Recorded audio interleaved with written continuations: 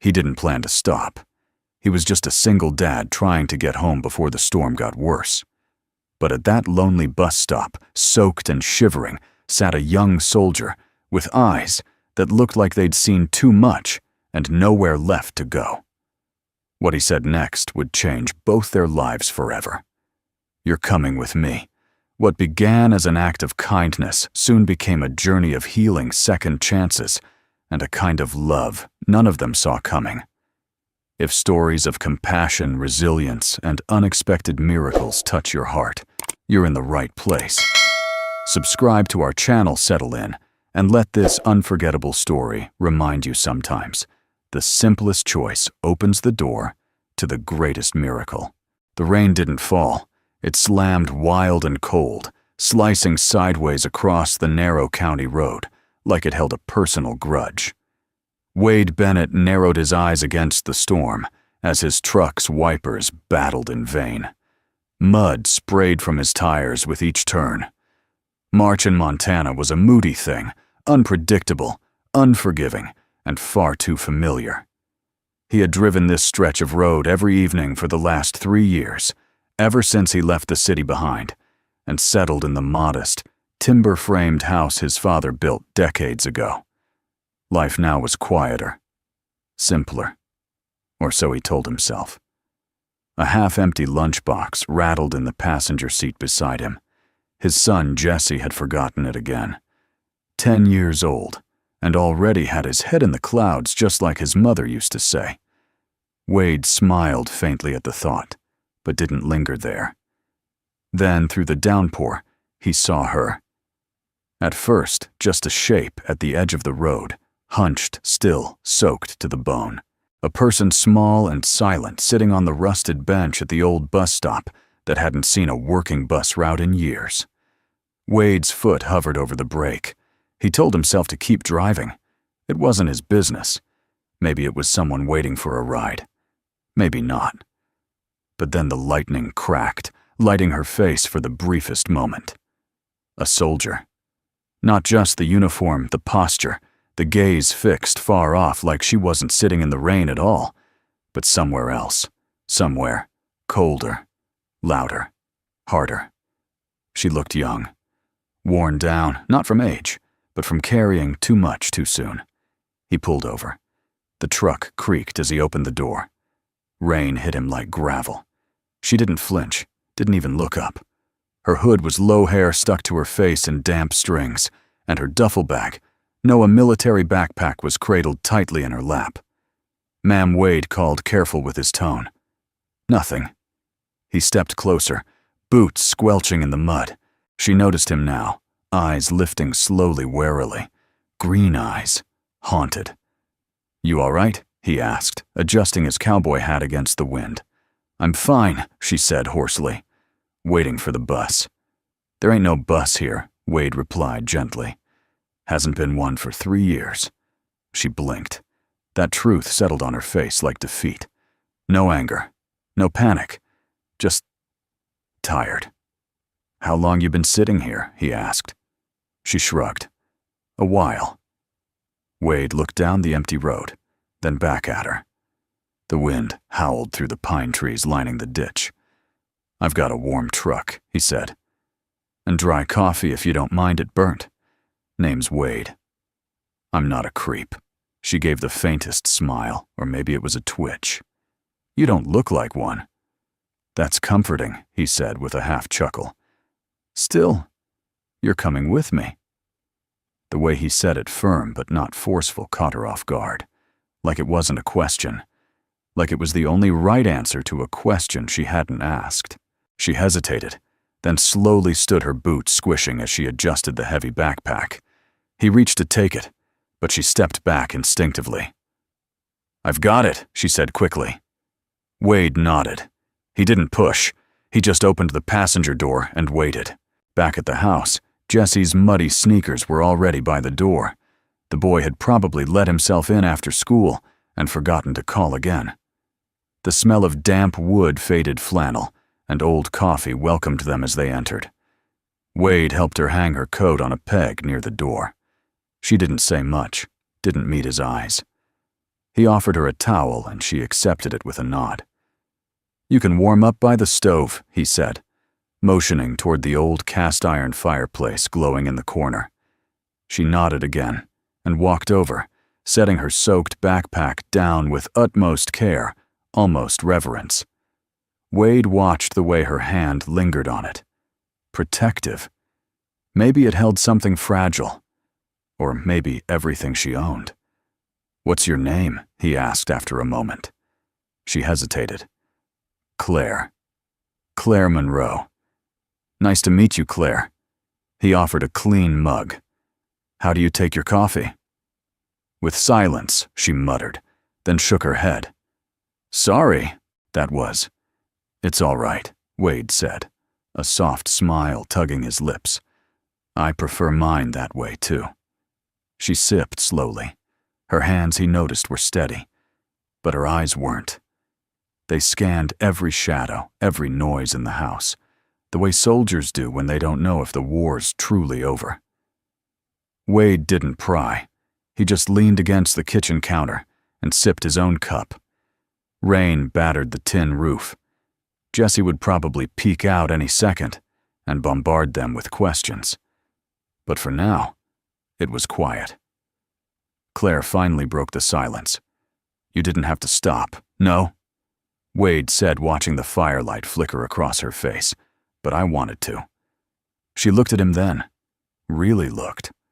For a flicker of a second, her walls cracked. He saw it. Not pity, not fear, just a hint of relief, of being seen. And in that quiet kitchen with rain drumming and ghosts unspoken, something unnamed settled between them. Not love. Not yet, but perhaps the first shelter either of them had felt in a very long time. The next morning came in shades of gray. Wade stood by the window in his kitchen, sipping the same oversteeped coffee he always drank. Outside, the storm had passed, but a cold mist lingered coiling low along the grass and fences, like the breath of something ancient and unsettled. Behind him, the house was quiet. Too quiet for a place now holding 3 souls under one roof. Claire hadn't said much after finishing her coffee the night before. When Jessie had finally appeared, his usual whirlwind of curiosity. Wade had gently shooed him away, sensing Claire's walls hadn't come down far enough for questions from a 10-year-old with a heart the size of Texas. He had given her the small back room, formerly his late father's den, now stripped down to a bed, a chair, and a single lamp. She hadn't asked for more, just nodded, thanked him with the kind of voice people use when they're not used to being helped. Now the door to that room remained closed. Wade glanced at the clock, 7 to 18 a.m. Jessie had left early for school after scribbling a note about a science project and grabbing a peanut butter sandwich. Still no sound from Claire. He sighed and turned away from the window, deciding to let her be.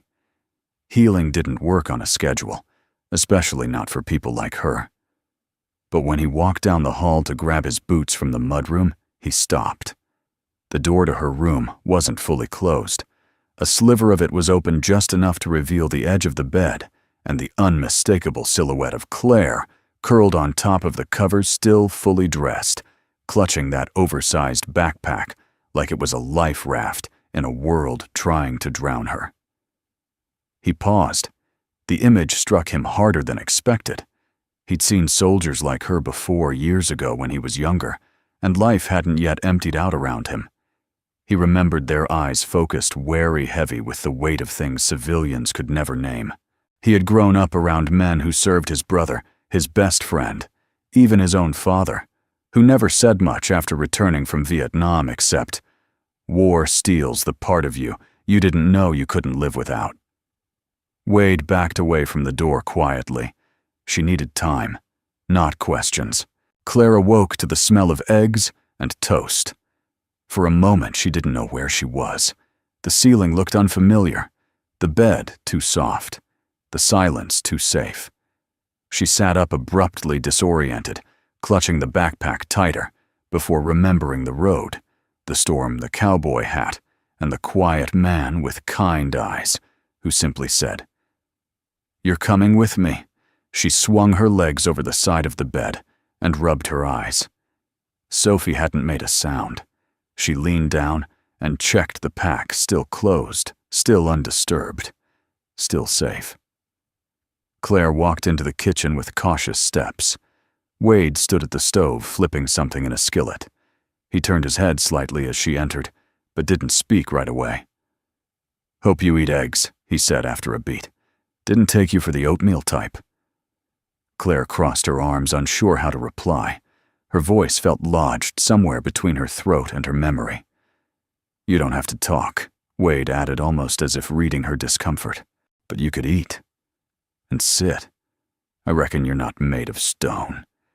That coaxed the faintest smile from her. She sat.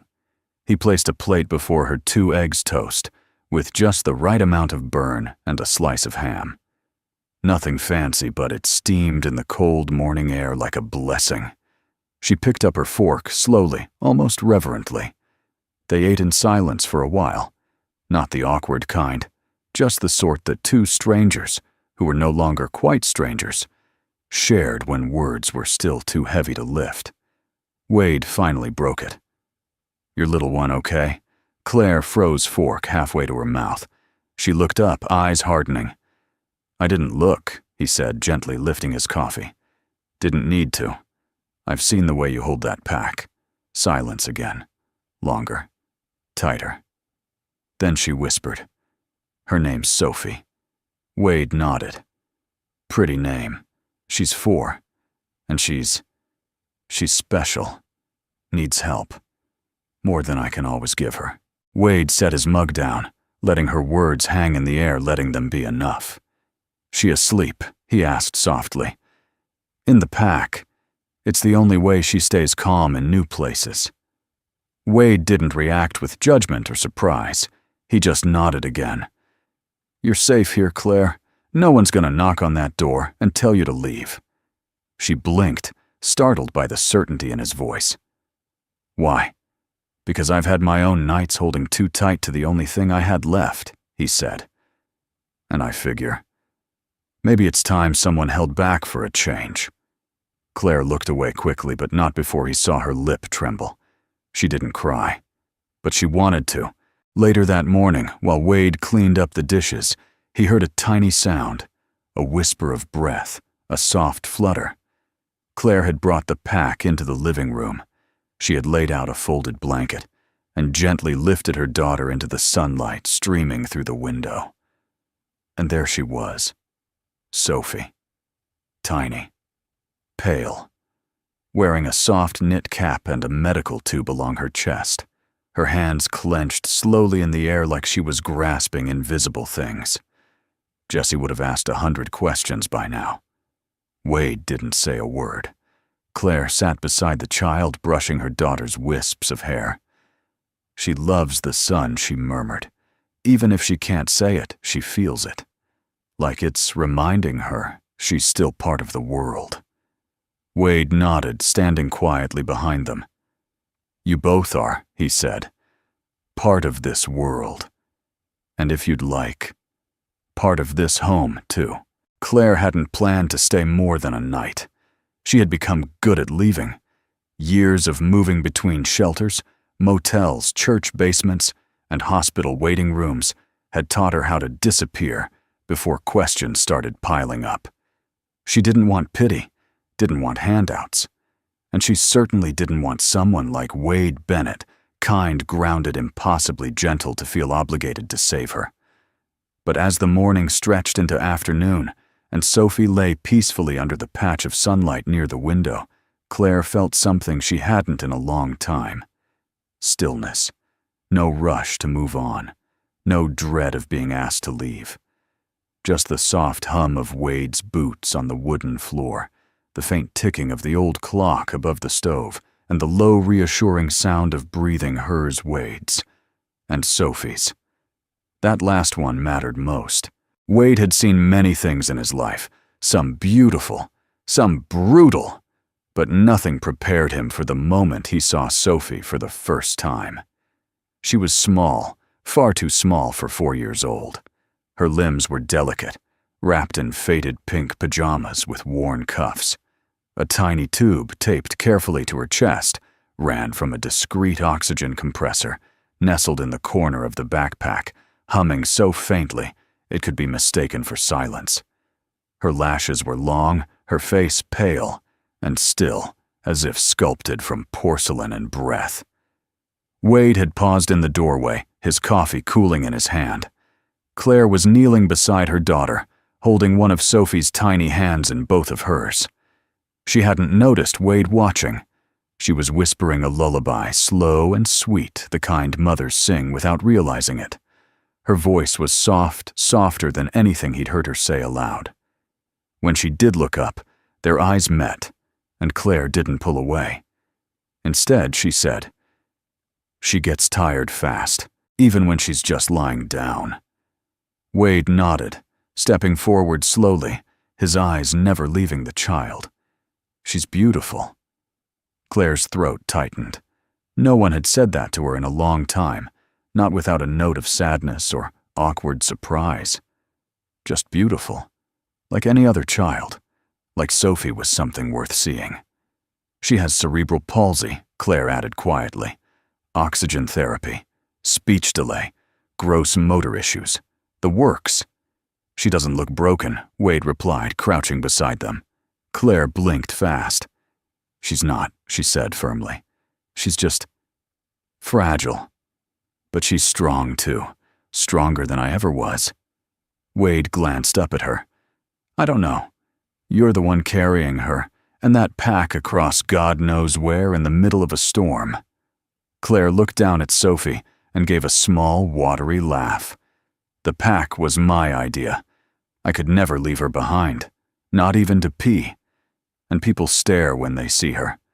Sometimes they pity. Sometimes they whisper. But the worst is when they look away, like she's invisible." "Not in this house," Wade said, voice low and sure. That night, Wade set up the spare bedroom for Claire and Sophie. It was a small space with faded wallpaper and a dusty dresser, but it was private. Safe. He had pulled out a twin mattress for Sophie low to the ground, and even added a little reading lamp beside it, just in case Claire ever wanted to read her bedtime stories. Claire stood in the doorway, Sophie curled against her shoulder, already asleep. Her arms ached from holding her child all day. Her legs trembled from exhaustion, she no longer felt entitled to admit. Wade didn't hover. He didn't offer to help carry the girl or insist on doing anything grand. He simply said, "Sleep here as long as you need." "No strings." Claire hesitated. "I don't know how long that'll be," she admitted. "I'm not counting," Wade replied. It was that simple. In the middle of the night, Claire awoke to a soft cough, Sophie's. She sat up instantly. Years of hyper-alertness had trained her to move quickly, quietly. She adjusted the oxygen tube, checked her daughter's pulse, gently rocked her until her breathing evened out again. She hadn't realized Wade was standing at the door until he cleared his throat. "I wasn't trying to eavesdrop," he said, holding a glass of water. "I just heard her cough." Claire exhaled. "It happens when she's cold. Or scared. Do you need anything?" She hesitated. "A night without fear." He gave a sad, knowing smile. "I can't promise the world, but I can promise no one here's gonna hurt you. Or her." Claire stared at him, not because she didn't believe him, but because she did. That was the terrifying part. The next morning, Jesse finally met Sophie. He bounded into the kitchen, hair a mess shirt half tucked, holding a comic book in one hand and a slice of toast in the other. His eyes went wide when he saw Claire at the table, Sophie dozing in a small beanbag Wade had pulled from the attic. "Whoa, who's the princess?" he asked. Claire froze. "She's not a princess," she began to say, unsure how to explain. But Jesse beat her to it. "Yeah, she is. Look at her crown," he said, pointing at Sophie's wool cap. "That's definitely a magic hat." Claire blinked. Wade grinned into his coffee. Jessie turned to Claire, beaming. Can she play dragons with me when she wakes up? She doesn't really walk, Claire said gently. Or talk. Not like other kids. Jessie shrugged. So would I talk enough for two? And with that, he plopped onto the floor beside Sophie and began drawing with crayons on a folded napkin. Claire had to excuse herself. She stood in the hallway, one hand pressed to the wall for balance. She hadn't cried like this in years, not from fear, not from grief, but from being overwhelmed by kindness. Wade stepped beside her quietly. Sometimes the best parts of the world are 10 years old and don't know what judgment means, he said.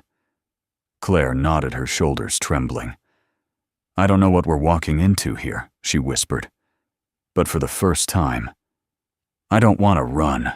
Claire had never made pancakes before, at least not the kind that flipped golden on a cast-iron skillet, while a boy with sleepy eyes and a crumpled comic book sat at the table humming off-key.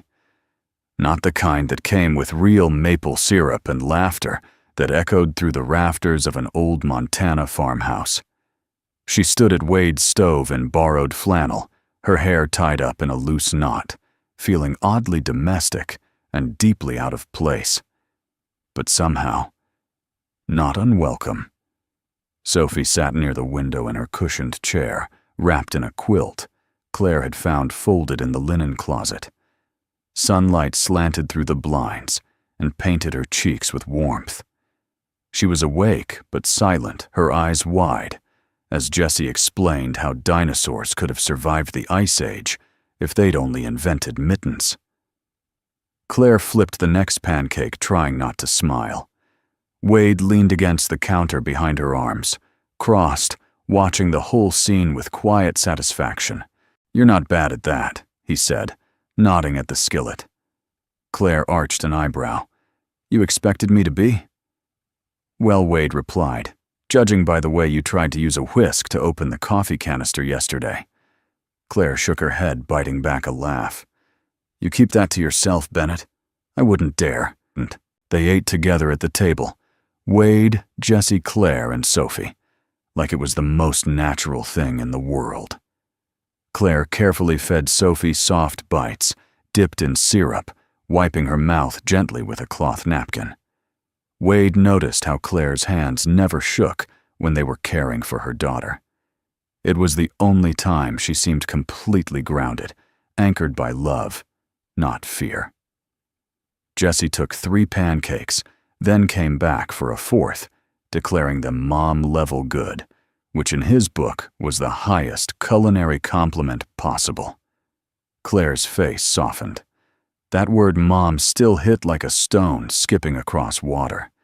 She hadn't heard it said in her direction in years, not since Sophie was a baby, and her husband still alive. Hearing it now from a boy not her own opened something in her she didn't know still existed. Later, while Wade and Jessie cleared the plates, Claire helped Sophie settle by the window again. On a whim, she pulled a square of colored paper from her duffel bag, one of the last few sheets she'd kept from a therapy session at the VA hospital. She folded it with steady fingers, creasing the corners precisely. Jessie watched from the table, fascinated. What's that, a crane? Claire said. In Japan, they say, if you fold 1,000 paper cranes, your wish comes true. Did it work? Claire hesitated. I don't know. I never got past 300. Maybe you didn't wish hard enough. Maybe. Jessie walked over, dragging a chair beside her. Will you teach me? Claire blinked, surprised. You want to learn origami? I want to fold wishes, he said simply. She nodded. All right then. But be warned, it's addicting. They sat together, folding paper birds in silence as Wade watched from the kitchen. Something was happening here. Not dramatic, not loud, but real. Jessie, who had never had a mother figure since his wife passed, was quietly gravitating toward Claire, not just as a guest, but as someone he instinctively trusted. Claire, who had learned to shrink into shadows, was slowly beginning to fill the space around her. And Sophie Bless, her quiet, brave soul, was blossoming under the Montana sun. Later that afternoon, as Jesse napped on the couch, Claire stepped outside with Wade. The porch creaked beneath their weight. The air was still crisp, but the sky was finally clear. Wade handed her a mason jar of lemonade. Claire sipped it slowly, cradling the cool glass between her palms.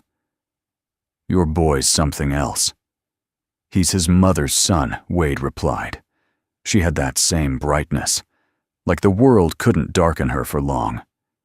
Claire looked down at the steps. "You don't talk about her much."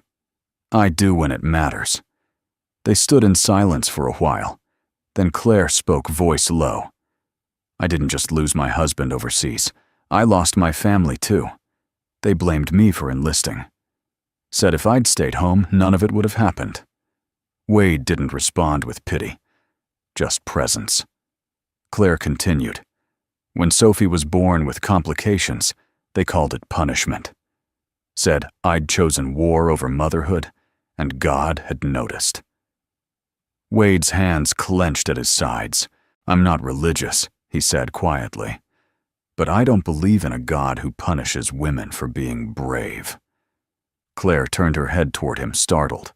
There was no judgment in his face, no apology for the bluntness, just conviction. She swallowed hard. "I don't want to be a burden."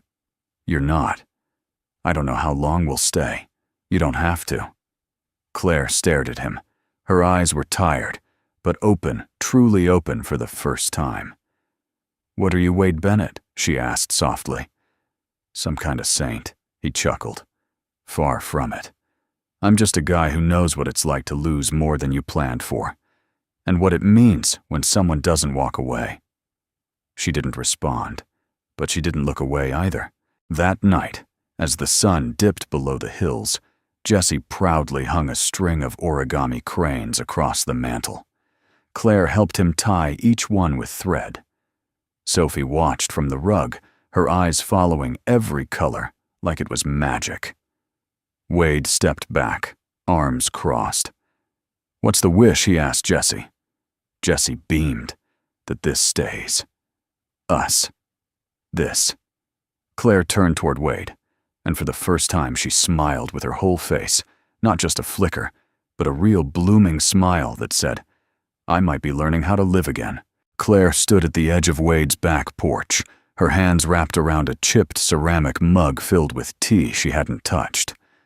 The late spring air was brisk, not yet warm enough for comfort, but just gentle enough to invite reflection.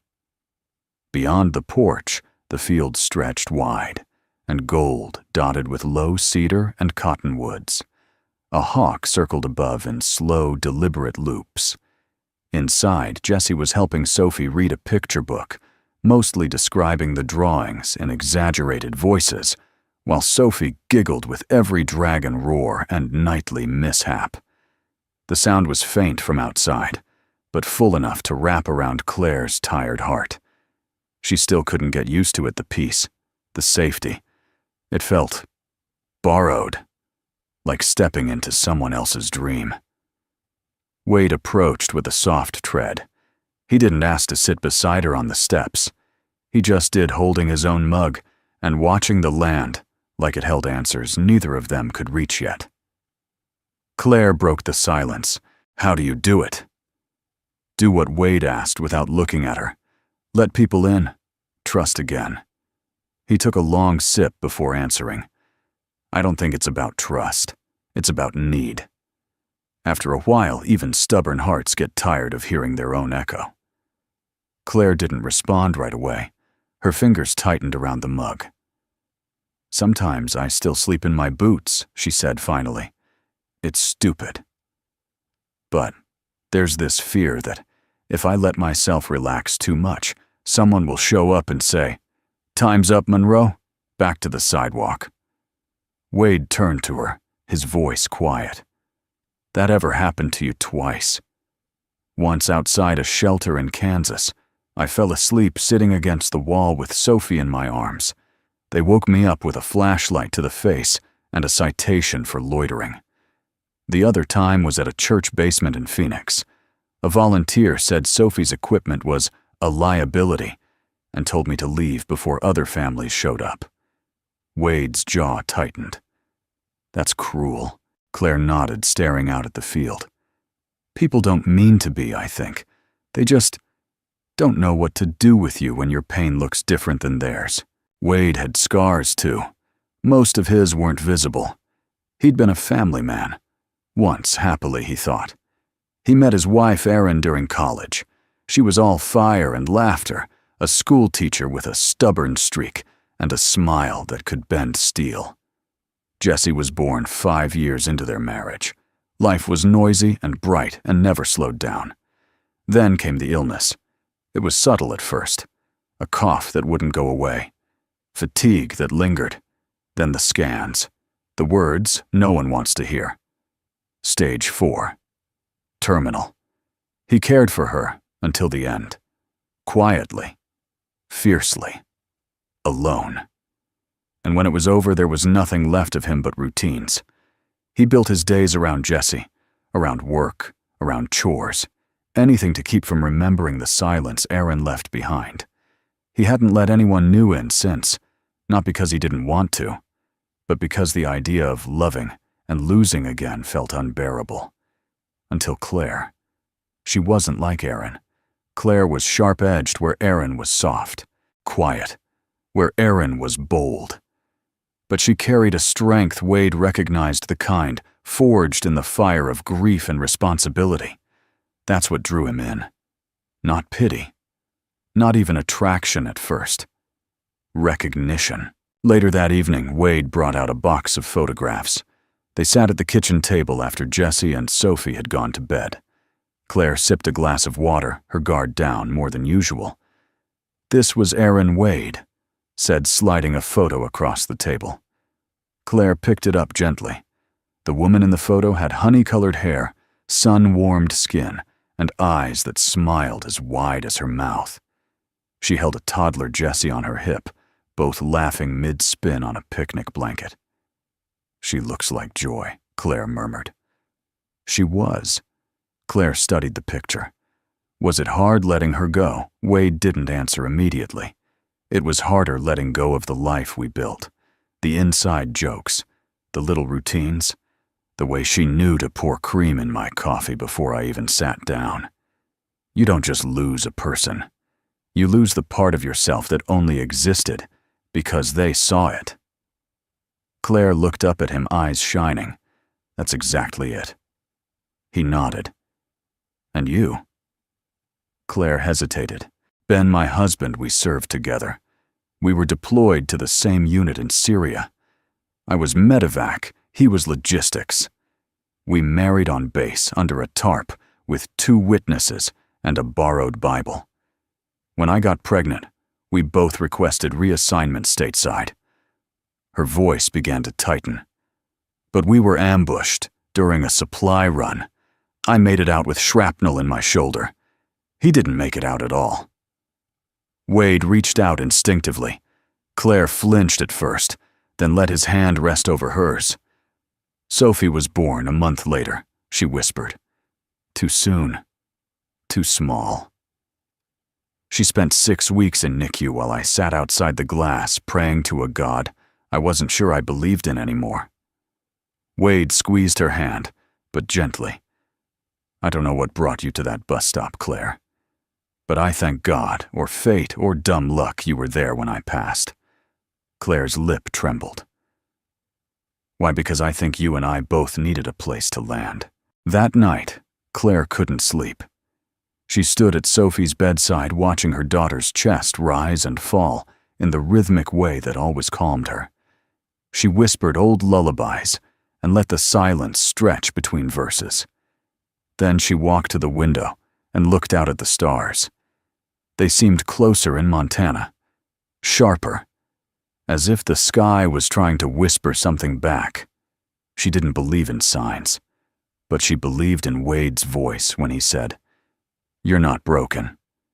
She believed in Jesse's cranes and Sophie's laughter, in the way her hands no longer trembled every time someone touched her shoulder. Maybe this wasn't a landing. Maybe it was the beginning of a return. The weather turned without warning.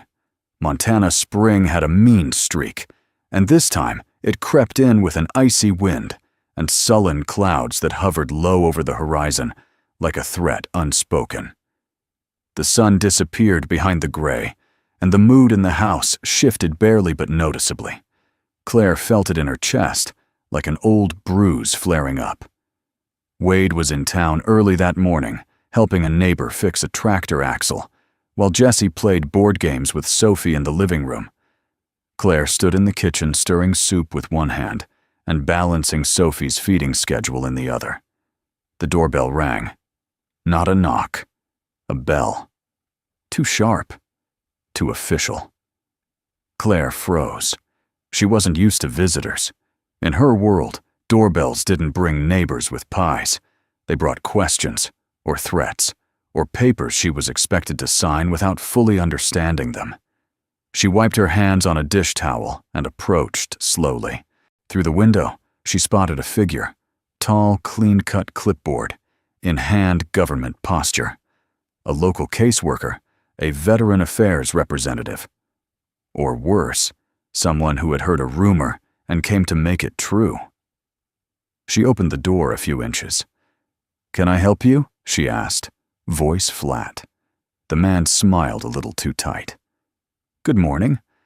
"Sorry to barge in, ma'am. Name's Grant Lewis. I'm with Child Services." Claire's fingers went cold. "I was contacted by a local resident with concerns about a child living here." He continued flipping through the papers clipped to his board. A young girl with visible medical needs in a non-licensed care facility. Claire's ears rang. "I'm her mother," she said. "This is my daughter." "Of course, I understand." "May I come in?" "No." He blinked, surprised. Claire stepped out onto the porch, closing the door behind her just enough to keep the warmth in. "You have no right to see her without a court order or probable cause. Do you have either?" "I don't want trouble," he said smoothly. "I just want to make sure the child is safe."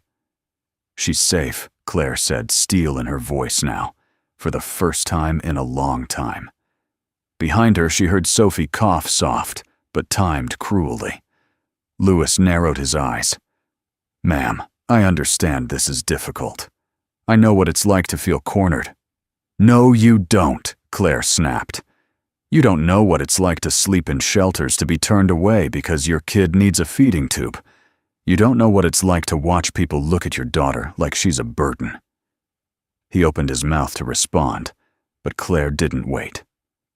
"I suggest you leave now, and if you come back, bring a warrant." She turned and went inside without another word. Wade returned that afternoon to find Claire sitting on the edge of the porch, steps, arms wrapped tightly around herself, as though she were trying to hold everything together from the outside in. He parked the truck and walked toward her slowly.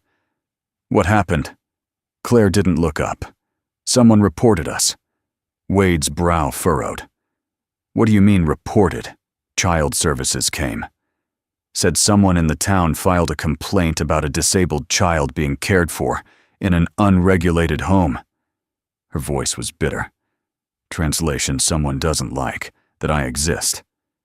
Wade sat beside her. "Did they see Sophie?" "No, but I didn't let them." He exhaled. "Good." Claire turned toward him then, and her face was a war between fury and heartbreak. "Wade, if they come back with a court order, I could lose her. Just like that.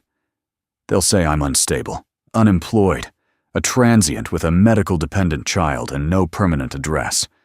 You're not a transient. You live here now." Claire shook her head.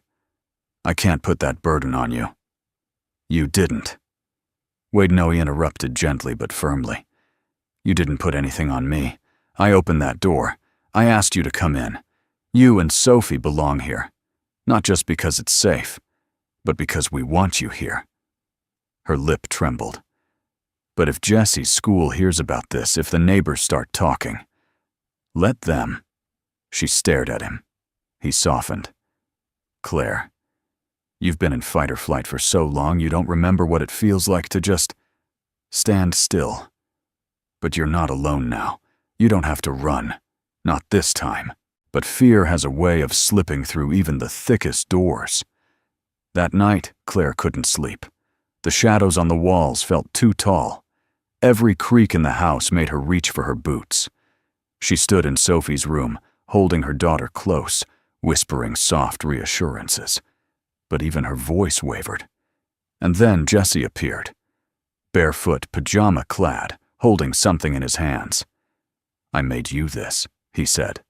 Voice small. Claire turned. In his palm was a paper crane, this one made from a piece of graph paper torn from his math notebook. "I wrote a wish inside," he said proudly. Claire knelt and unfolded it gently. Inside, in wobbly handwriting, it read, "I wish Miss Claire and Sophie stay forever." Her chest ached. She hugged Jesse tightly, eyes stinging. "Do you really want us to stay?" she whispered. Jesse pulled back, matter of fact. "Well, yeah. Dad makes better pancakes when you're around." The next morning, Claire found Wade already up sipping coffee on the porch. "I'm staying," she said before he could ask. Wade smiled without turning his head. "I was hoping you would."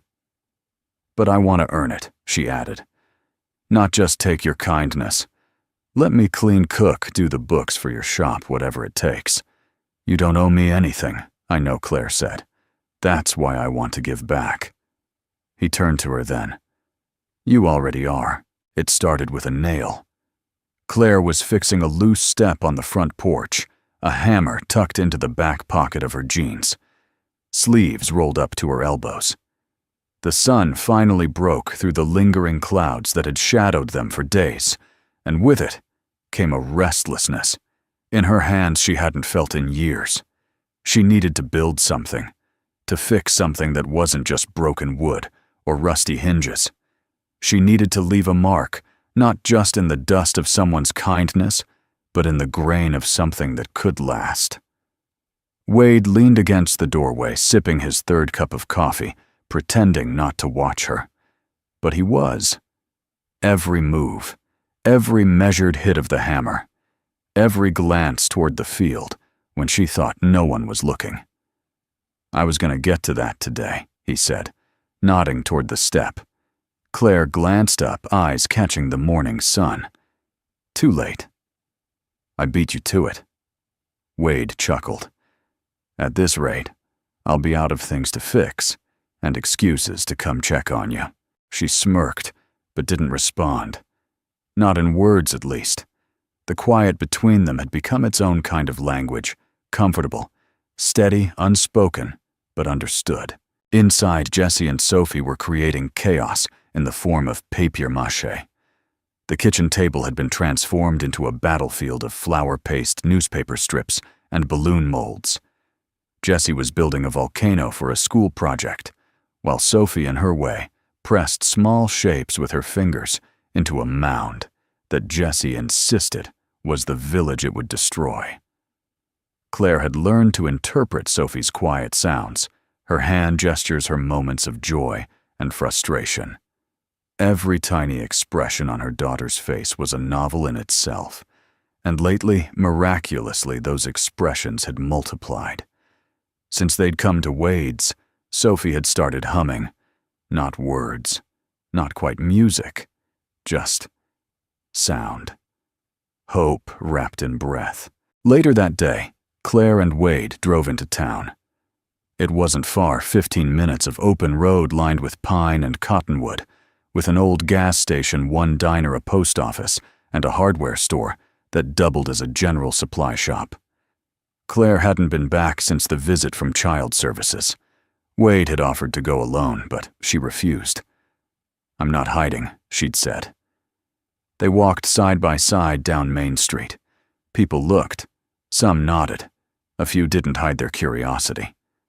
Claire held her head high anyway. Sophie was in the back seat with Jesse, and she'd left a note taped to the window. "We're just like you.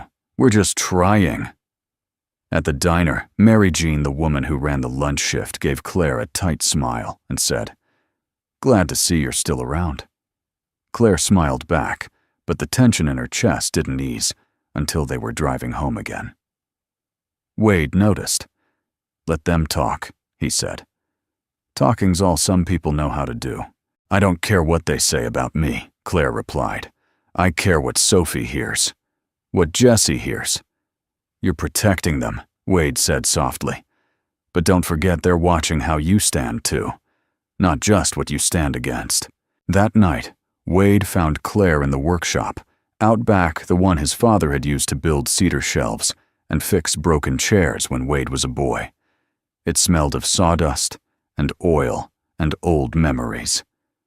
Claire was sanding a piece of reclaimed wood. Wade leaned in the doorway. "You're supposed to be resting." "I don't rest well," she said.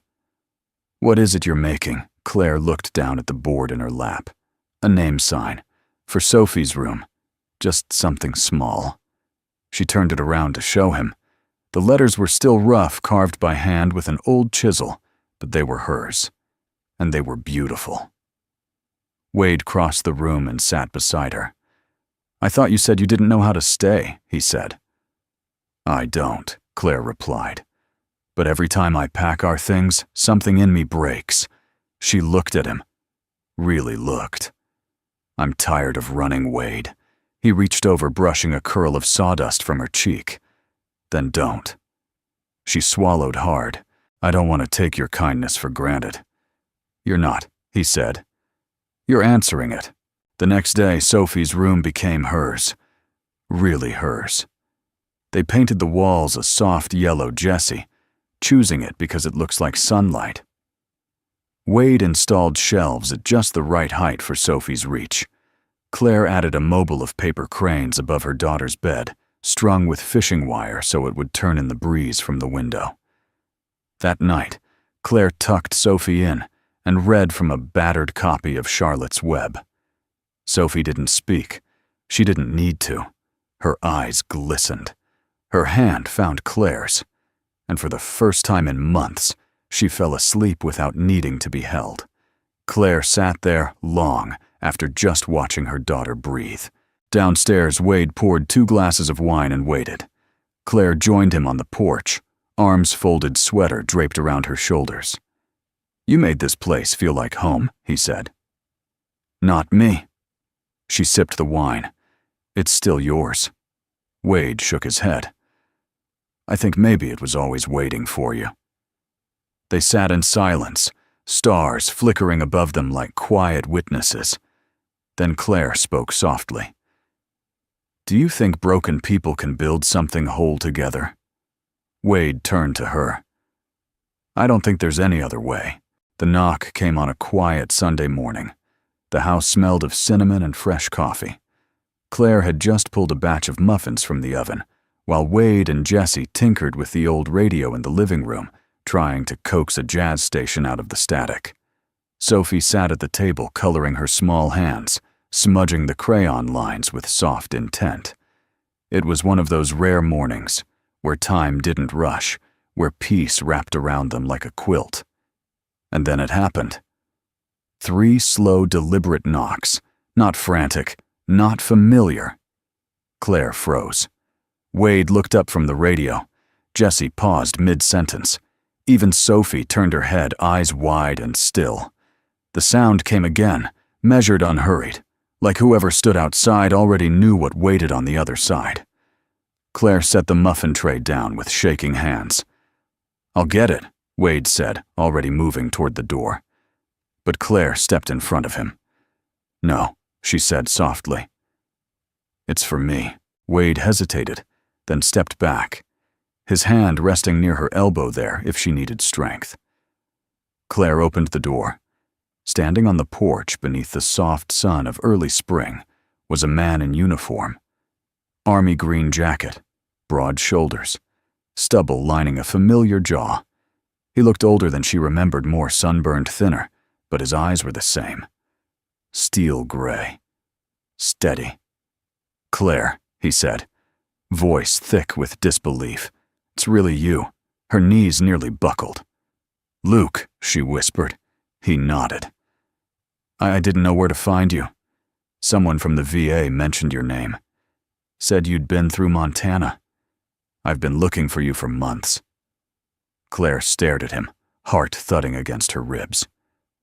Luke Monroe. Her half-brother. They hadn't seen each other in nearly 6 years. Their last words were shouted in a dusty military hangar overseas shortly before Claire's final deployment. She had enlisted against their father's wishes.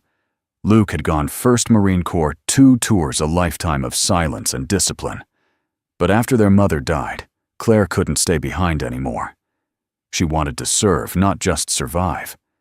They parted on rough terms, and then Luke went missing in action during a classified mission. For years, she believed he was dead. No confirmation. No remains. Just a name engraved on a wall and a sister who mourned in pieces.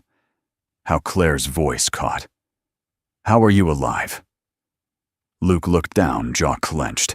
"It's a long story. I was in a medical facility for over a year. Memory loss. TBI. They didn't clear my file until last summer, and even then I didn't remember much. Just fragments. Your name kept coming up in the dreams." Claire stepped outside, her hand trembling as she reached for him. He caught her in a tight embrace. It wasn't graceful. It was shaking and gasping and desperate and real. Inside, Wade ushered Jesse and Sophie into the other room. He didn't eavesdrop, though every part of him wanted to understand what had just cracked open in Claire's world. She returned 15 minutes later, her face flushed, her hands wringing the hem of her shirt. Luke followed close behind, glancing at the walls, the photographs, the quiet signs of life in the house. "This is Wade." Claire said, her voice steadier now. "And that's Jesse. Sophie is." She looked toward the hallway, where Sophie peeked from behind the doorframe. Luke's face softened. "Is that?" he began. Claire nodded. "Your niece." Luke dropped to one knee. "Hi, Sophie," he said gently. "I'm your Uncle Luke. You don't know me yet, but I've known about you for a long time." Sophie tilted her head, her fingers curling shyly into the edge of the wall. Claire watched tears building again. This wasn't the reunion she'd ever dreamed of. It was quieter, stranger, messier. But it was real. Over lunch, the 5 of them sat around the table like something out of a painting Claire never believed she'd be in. Luke spoke in fragments about his recovery, the lost months, the dreams he couldn't place, about the guilt of surviving when so many hadn't, about finding Claire's name in a VA list and chasing it like a breadcrumb trail across the country. He didn't ask for forgiveness. He asked to be present. "I don't know if I deserve to be here," he said, watching Sophie eat banana slices one at a time. "But I want to know her. I want to know you." Claire reached across the table and placed her hand over his. "You're already here," she said. That night, as the house quieted and the stars bloomed over Montana, Claire stepped out onto the porch with Wade. She leaned into the rail, shoulders loose for the first time in days. "I thought I buried him," she said quietly. "I mourned a ghost. And now?" "And now," Wade echoed, "you get a second chance." Claire nodded. "It scares me how much I still love people who've left." "They didn't all leave," Wade said, his voice low.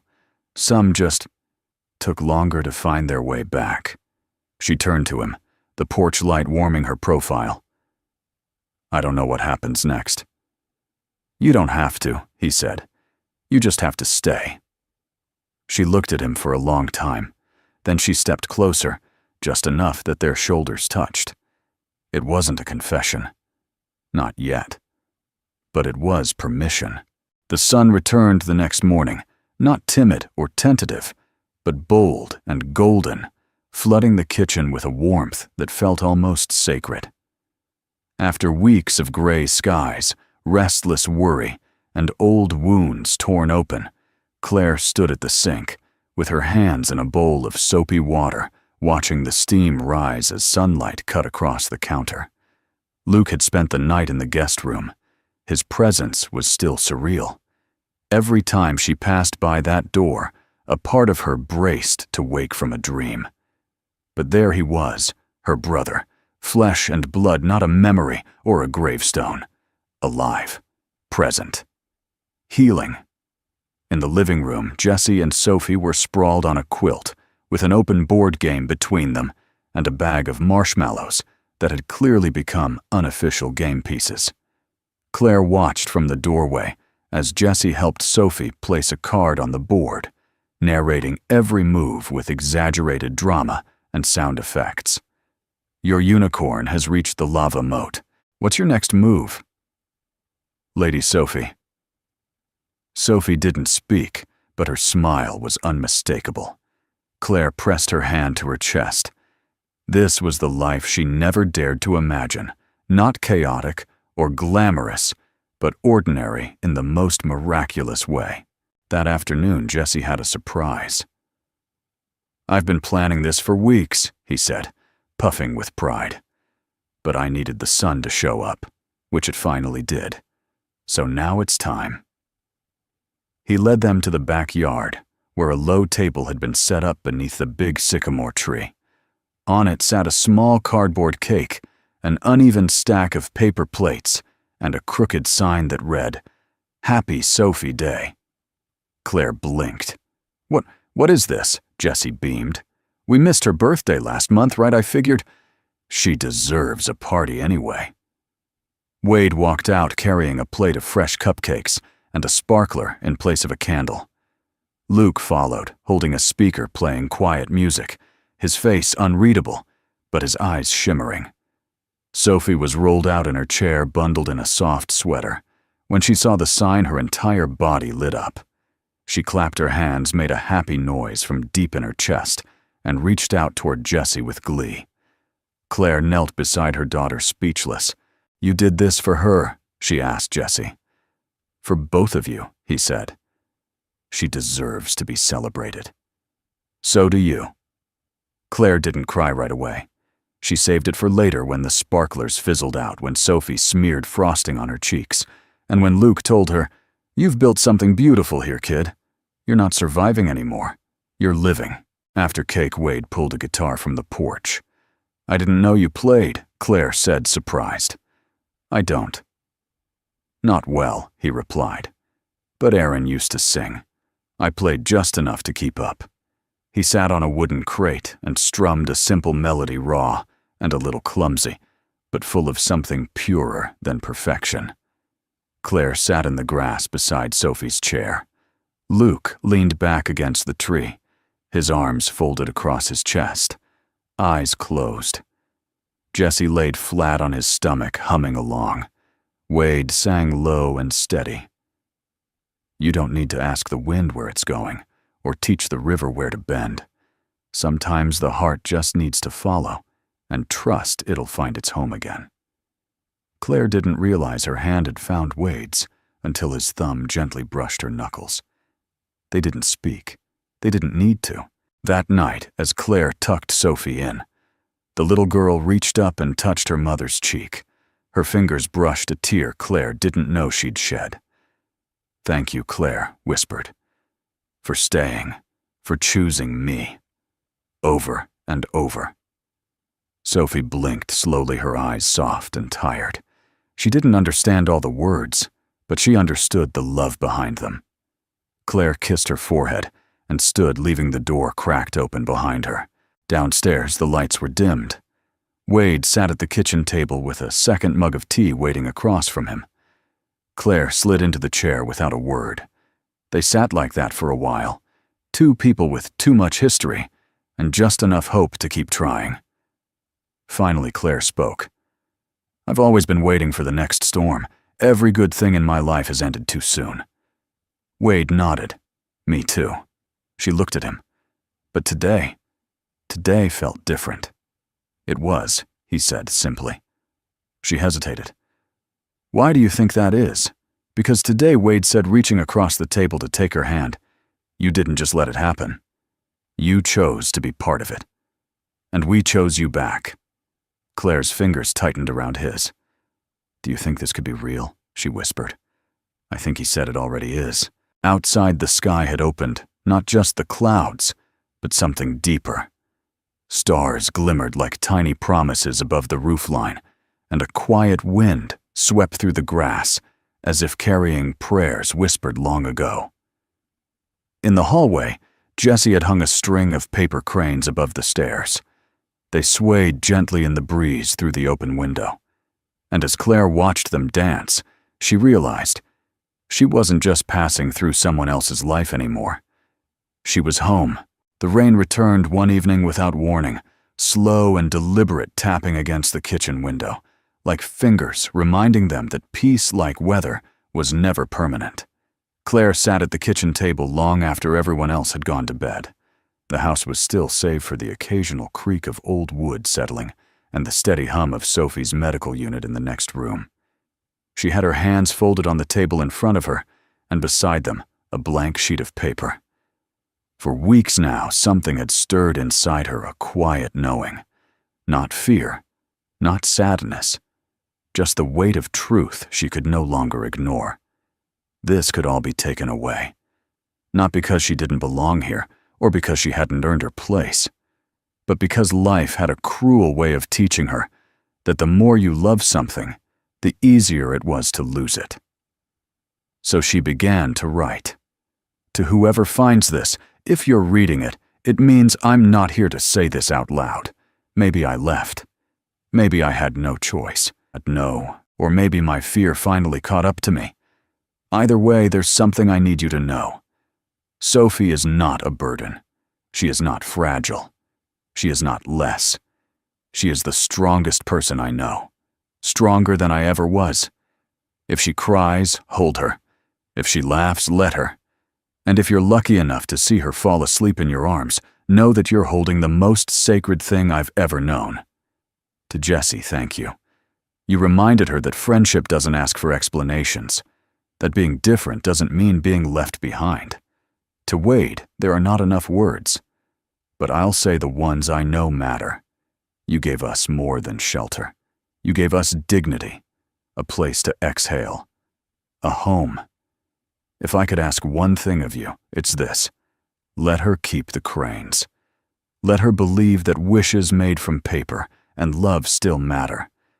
And please tell her that she was never a mistake. She was the one beautiful thing I brought back from the war. Love, Claire. She folded the paper neatly, slipped it into an envelope, and laid it on the kitchen table beneath the salt shaker, where it would be found, but not immediately noticed. Then she sat there in the dark, watching the storm blur the world outside. Wade found her at dawn. He had risen early, restless. Something in the quiet told him she hadn't slept. When he stepped into the kitchen and saw her at the table, eyes open, fingers clenched, the envelope still untouched, his heart tightened. "Couldn't sleep?" he asked softly. Claire shook her head, her voice barely a whisper. "I was thinking." He nodded, poured her coffee without asking, and sat across from her. "You ever feel like something's so good it can't last?" she asked, eyes fixed on the envelope. "All the time," Wade said. "But I've learned something." She looked up. "It's not about making it last forever," he said. "It's about being brave enough to believe it's real while you have it." Claire didn't speak. Instead, she slid the envelope across the table. Wade didn't open it. He placed his hand over it, his eyes never leaving hers. "I'm not going to read this unless you disappear." Claire's voice cracked. "And if I do, then I'll read it once, and I'll keep it forever. But I'd rather never read it at all." Her shoulders trembled. "I don't know how to stop preparing for the worst." "You don't have to," Wade said gently. "But maybe you can also start preparing for the best." Later that morning, Claire took Sophie for a walk around the property. The rain had passed, leaving behind the scent of pine and wet soil. Jessie followed behind, with a camera he'd found in the attic, insisting on capturing candid family moments, which mostly meant blurry photos of everyone mid-blink. Sophie giggled as Claire pushed her chair along the gravel path. Every time the wheels bumped, Claire would make a dramatic whoa sound that sent Sophie into little squeals of joy. Wade watched from the porch, heart full.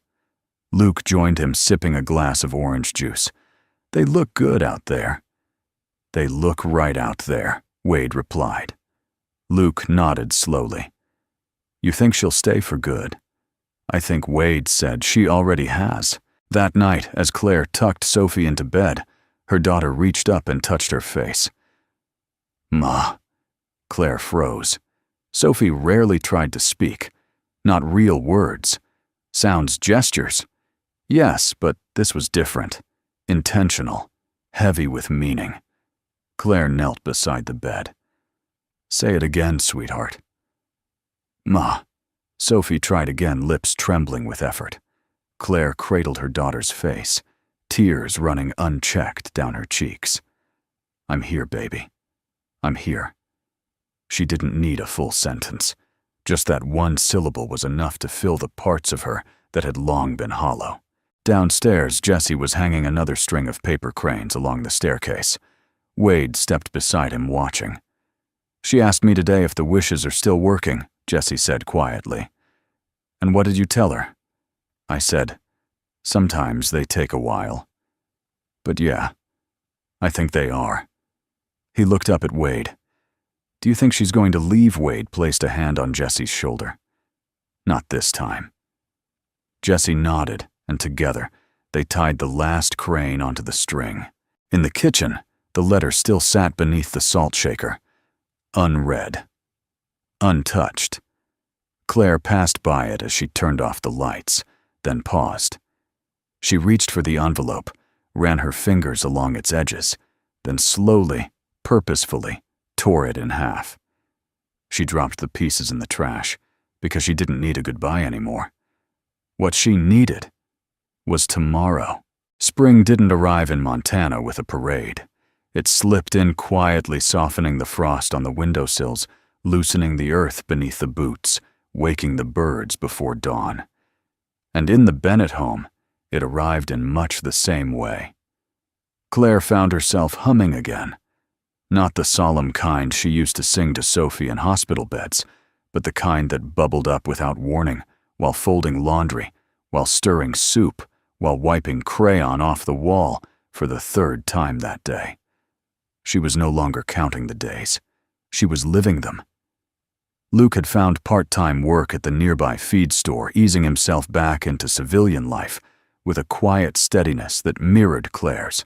Jessie was preparing a presentation for school on found family and insisted on drawing all 5 of them as comic book characters. Wade as a cowboy-turned-superhero, Claire as a shield-bearing warrior, Sophie as a floating fairy in a wheelchair, Luke as the silent but cool soldier, and himself as the narrator who brings everyone together with brains and jokes. Claire had cried when she saw it, not because of the drawing, but because in Jessie's world, they weren't strays. They were team. One Saturday, Wade planned something different. "We need a real day," he announced at breakfast. "One without errands. No appointments. No housework." Claire raised an eyebrow. "You mean fun?" Jessie chimed in with capital letters. They packed a picnic. Claire made egg salad sandwiches. Wade threw in lemonade and a few of Mary Jean's famous oatmeal cookies. Jessie insisted on bringing a kite he'd rebuilt with duct tape and hope. Luke added an old thermos of coffee, then carried Sophie to the truck, while Claire secured her portable oxygen kit. They drove out past the ridge to an old field dotted with wildflowers and tall grass, the kind of place where the world felt too big to be dangerous. Sophie's chair rolled gently across the earth as the wind teased her curls. She giggled when Wade showed her how to tilt the kite, her hands gripping the string alongside Jessie's. Luke stood at a distance, watching the scene, like a man grateful to be allowed back into it. Claire wandered into the tall grass and stood still for a long moment, breathing in the scent of damp soil and sky. Wade joined her. "Nice out here," he said softly. She nodded. "Feels like everything I didn't know I needed." Wade smiled. That's what this place does. Claire turned to him. It's not the place. Their eyes met. And in the hush of that wide-open field, she stepped closer, one hand resting against his chest. I didn't believe in beginnings anymore, she whispered. But you didn't give me a new chapter. You gave me back the book. He cupped her face gently, his thumb tracing the line of her cheek. You gave me back something too, he said. The part of me that still believed family wasn't over. That love wasn't something you bury. Then slowly, reverently, he kissed her. It wasn't dramatic. It wasn't loud. It was real. The kind of kiss that says, I choose you not once, but every single day after. By late afternoon, Sophie had fallen asleep under the shade of the truck canopy, curled against Claire's chest, her little fingers still wrapped around a piece of yellow string from the kite. Jessie was building a fairy fort with wildflower sticks and way too much enthusiasm. Luke brewed coffee on a small camping stove and poured 2 cups, without a word handing one to Wade. The 5 of them sat in the open field, watching the sun dip low over the hills. No one said anything profound. No one needed to. Because sometimes miracles don't arrive with trumpets. They arrive with presence, with people who stay. That evening back at home, Claire found a package on the porch. No return address. Inside was a plain wooden frame and a note written in careful cursive. I saw this in a shop up north and thought of you. Families aren't always born. Sometimes they're built, and sometimes they're rescued. Keep building. A friend. Claire unfolded the frame. Inside was a print of a quote she had once taped to the wall in Sophie's NICU room, but had long forgotten. Maybe you're not lost. Maybe you're just becoming something new. She hung it on the wall above the kitchen table beside Jessie's origami cranes. Later that night, after Sophie was tucked in, and Jessie was snoring softly in his room, Claire joined Wade on the porch. She handed him a piece of paper. It was the letter. Not the one she'd torn. A new one. He read it in silence. Dear Wade, I wrote this not because I'm leaving, but because I'm staying. Because even when the storms come again, and I know they will, I want you to know this is the place I choose to face them from. With you. With Jessie. With Luke. With Sophie. Because love isn't just a feeling. It's an address. He looked up, eyes glistening. I love you, Claire said, her voice steady, radiant in its simplicity. Wade didn't speak right away. He didn't need to. He just pulled her in, rested his forehead against hers, and let the silence say what words could never fully hold. And if you had asked them months later, what changed everything, what miracle turned strangers into family, they wouldn't have pointed to the kiss, or the picnic, or even the storm. They'd point to a knock at the door, to the moment a man saw a soldier at a bus stop and said, "You're coming with me. If this story touched your heart, we'd love to hear from you. Where in the world are you watching from?" Take a moment and share it in the comments. We truly enjoy seeing how far these stories reach.